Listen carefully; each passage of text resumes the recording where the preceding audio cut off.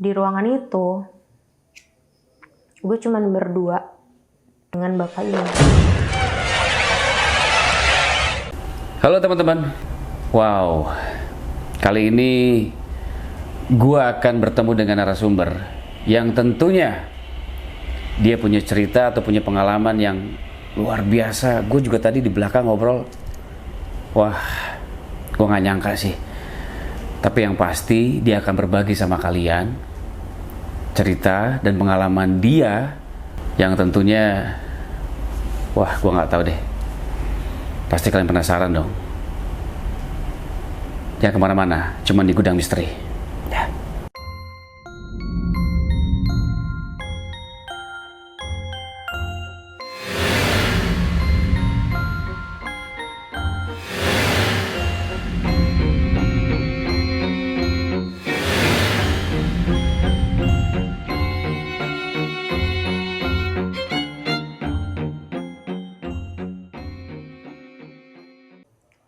Pada saat itu, ketika sedang berdua, gue hampir dilecehkan dengan modus. Dia bilang katanya harus mengobati diri gue melalui Miss V.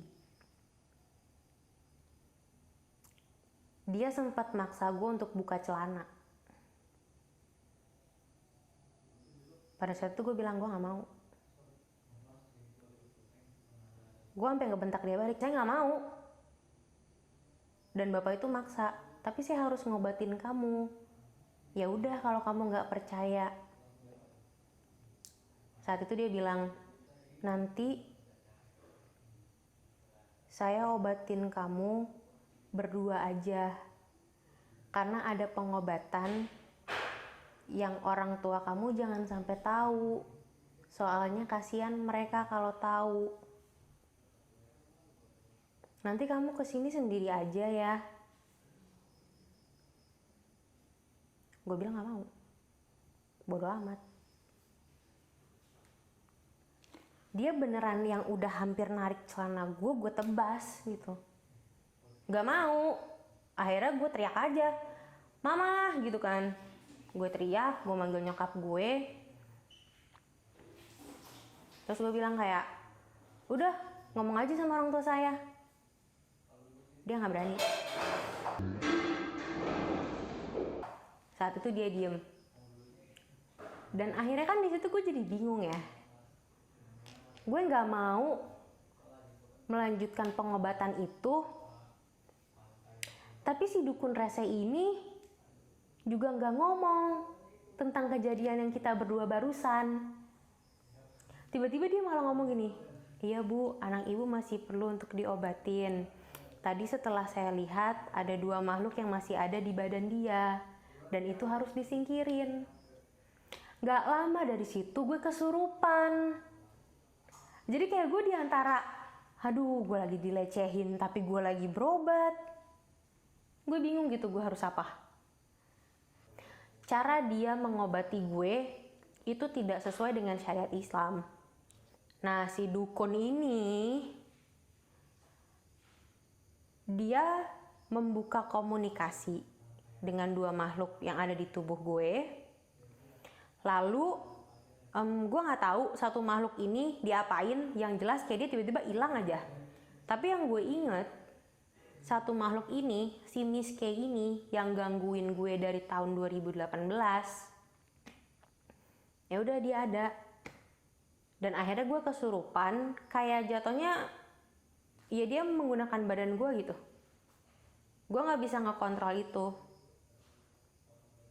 Gue jadi blackout, kesurupan, terus cara dukun ini ngobatin gue, cambuk yang ada di ruangan dia, itu diikat ke leher gue. Diikat ke leher gue, kata nyokap gue tuh kayak digini gitu. Diancam. Sedangkan kalau lu menggunakan syariat Islam tuh gak boleh gituin. Malah kalau bisa hal-hal goib kayak gitu tuh dibantu untuk didoakan gitu. biar mereka tenang, bukan malah diancam. Terus selain dicambuk, si dukun ini pakai apinya depan muka gue. Dan kata nyokap gue itu, gue udah teriak-teriak kayak kepanasan gitu. Makanya di situ nyokap gue ngeliatnya kayak, aduh kok anak gue jadi kayak begini ya. Gak lama gue sadarkan diri, tapi itu beneran gue gak bisa ngontrol badan gue loh. Jadi gue bangun, ya udah kosong aja tatapan gue gitu. Kayak gue ngerasa gue ada nih di badan gue, tapi kayak badan lu tuh gini nih, gitu, lemes bawaannya. Lu nggak bisa berdiri harus dibantuin. Dan di situ ternyata gue dipakein jimat. Katanya kalau tuh jimat dicopot, gue berubah lagi jadi kuntilanak. Emang rese itu dukun. Dia bilangnya kayak, gak bisa bu, ini harus dipakein jimat ini. Resenya dia lagi dalam keadaan orang banyak. Jimatnya dibuka. Itu gue udah berasa kayak dimainin. Dikit-dikit tiba-tiba gue black out, gue kesurupan, dipakein tuh jimat lagi, gue sadar lagi. Dibuka lagi tuh jimat, gue tiba-tiba kesurupan jadi kuntilanak. Kayak gitu. Kebayang nggak? Dan menurut gue itu bukan lelucon. Lu pakai badan manusia lo itu. Dan gue di situ jadi tontonan, dan gue nggak suka. Gue kesurupan dari jam 10 malam sampai jam 3 subuh, bayangin. Itu udah lemes karena memang gue kurang istirahat. Yang kedua, badan gue disalahgunakan. Yang ketiga, itu udah apa ya, kompleks gitu loh, antara nyata dan enggak. Fisik lo capek, mental lo capek, emosi lo capek, karena gue juga nangis. Jadi kan gue ngamuk, gue nangis juga. Dan yang melakukan itu ya makhluk gaib ini gitu, yang kata dia masih ada di tubuh gue. Kenapa pakai diajak komunikasi, bukannya diusir? Kan logikanya kayak gitu. Terus jadi sebut aja makhluk ini si Miss K. Yang gue ingat namanya inisialnya A ya. Inisialnya A. Karena sampai detik ini gue masih ingat cara dia nyampein cerita ke gue. Cara dia mati. Itu yang gue inget. Jadi setiap kejadian kesurupan yang gue rasain itu, gue inget sekitar antara 50-70% gue inget. Karena gini, badan lu itu punya memori. Lu experience, lu sadar badan lu gerak. Tapi ketika lu kesurupan, lu cuman gak bisa ngontrol nih. Kayak, iya ini badan gue nih, gue tahu nih. Gitu. Gue tahu nih, tapi kok gue nggak bisa bangun ya? Itu yang gue rasain dari ketika gue kesurupan gitu. Makanya memori itu tuh ada, dan nggak banyak, tapi ada. Tapi yang gue rasain, yang paling gue inget adalah tubuh. Gue tahu tubuh gue ngapain aja gitu. Makanya ketika gue bangun ya yang gue rasain pegel-pegel. Nah, yang si Miss K ini lakukan, memang iya, dia memberikan informasi, membeberkan informasi tentang orang yang mengganggu gue ini. Tentang apa yang orang itu inginkan dari gue. Tentang dia tuh disuruh apa. Ngeganggu guanya tuh dalam bentuk apa. Itu dikasih tahu. Tapi yang si makhluk ini sampaikan ke gue, itu adalah memori ketika dia mati. Jadi lu bisa kebayang gak?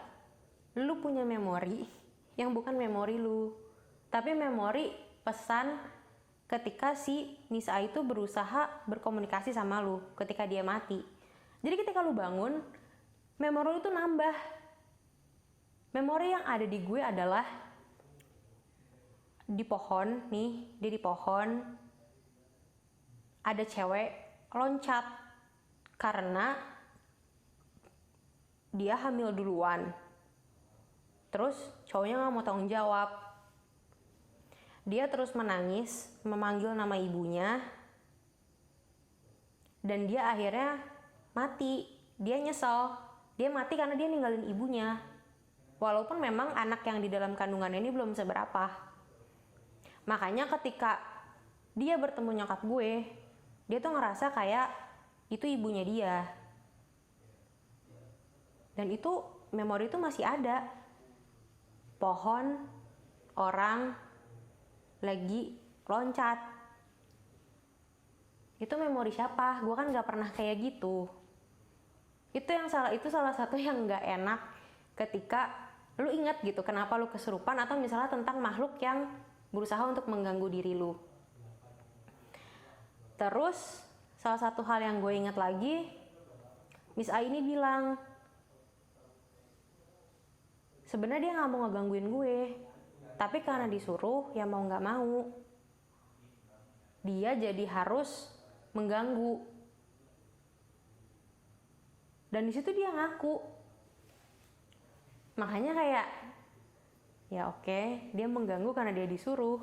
Dan dia juga ngaku dia yang duduk di kasur gue kayak oke, lo berarti selama ini lu gitu loh, kayak dalam diri gue tuh kayak oh lu yang ganggu gue gitu. Walaupun gue juga nggak bisa lihat wujudnya dia.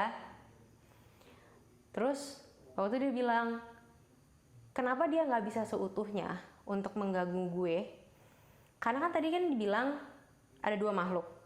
Satu makhluk itu ternyata yang menjaga gue, yang memang titipan dari pengobatan sebelumnya. Dan itu memang gak ngapa-ngapain. Tapi menurut pengakuan dari si Miss K ini, ya dia tahu yang ngejagain gue yang satu ini baik gitu.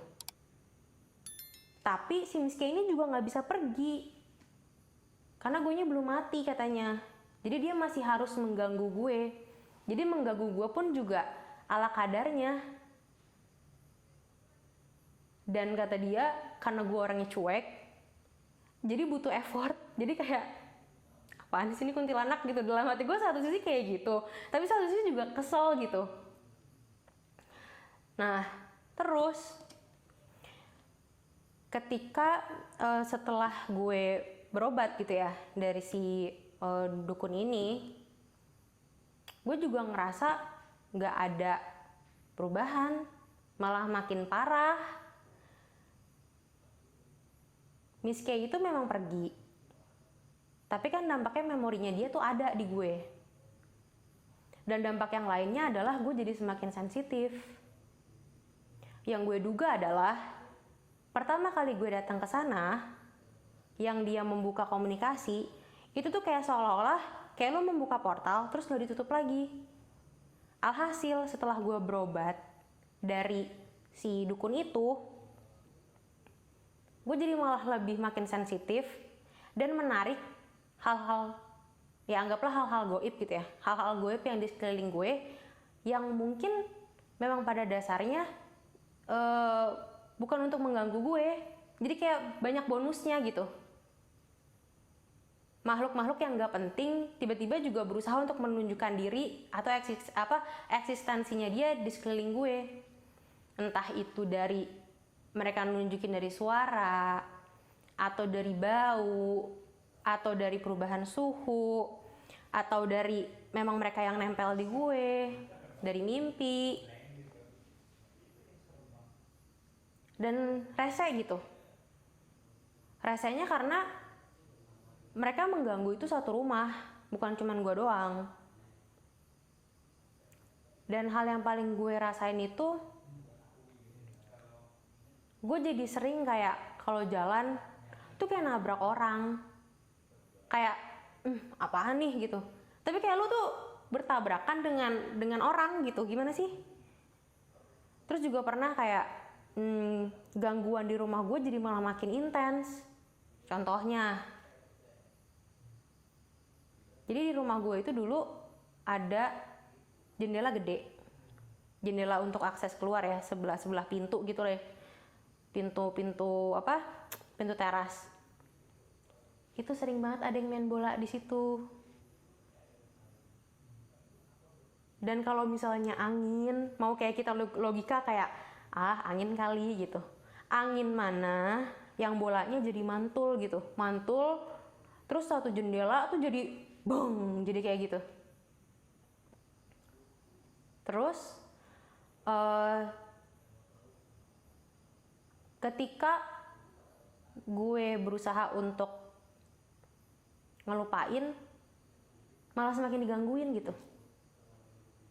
Kayak misalnya contoh, adik gue setiap kali jam 3 pagi, kan nyokap gue tuh selalu kayak tahajud, terus terus ngaji di ruang tamu tuh ada di bawah. Tapi adik gue selalu ngerasa setiap kali jam 3 pagi tuh ada yang lari ke atas karena nyokap gue ngaji. Kebayang gak sih? Jadi kayak mungkin tadinya mereka lagi di bawah, nyokap gue ngaji terus mereka ke atas. Kayak gitu, selalu kayak gitu. Itu yang adik gue dengar. Atau misalnya kayak tektokan suara ya. Tektokan suara tuh kayak gini. Misalnya gue lagi di atas, tapi ujung-ujungnya gue bisa kayak bete gitu sama nyokap gue. Ngapain sih manggil-manggil? Ya udah, nyokap gue nggak manggil padahal. Atau misalnya gue lagi kuliah nih, tapi nyokap gue selalu dengar gue ketawa sendiri di kamar, tapi gue nya nggak ada. Kayak gitu-gitu. Makanya yang kayak, ini mah mulai dari gue nya, nggak dari rumahnya. Jadi malah makin intens. Lalu setelah kejadian dukun itu, kenapa gue bilang gangguannya makin intens? Karena ada salah satu kejadian gue kesurupan. Jadinya makhluk-makhluk itu lebih mudah untuk menunjukkan dirinya mereka gitu. Menunjukkan dirinya mereka tuh kayak mungkin awalnya gue cuma ngerasa pegel-pegel, tapi ketika gue nya juga lagi lemah, gue nya jadi gampang blackout, ya udah kesurupan. Jadi kayak gitu, gampang banget transisinya. Makanya kayak gara-gara tuh dukun tuh gitu, gue sampai sekarang tuh masih suka kayak gitu. Dan salah satu kejadian kesurupan yang menurut gue paling membekas memang setelah kejadian si dukun ini. Gue nyebutnya kejadian boneka Annabelle. Jadi kalian tahu Annabelle kan? Film Annabelle yang boneka isinya ada iblisnya. Kayak percaya nggak percaya, itu juga ada di kehidupan gue gitu. Jadi waktu itu kuek nggak gue sentuh demi Tuhan. Gimana caranya gitu kan? Boneka itu semenjak hari itu, tuh sejam gue dengerin, terkuaklah ada 3 makhluk di badan gue. Kan udah bad memories tuh gara-gara kejadian kuek itu. Coba lu praktekin deh, tadi lu masuk ke kamar gue.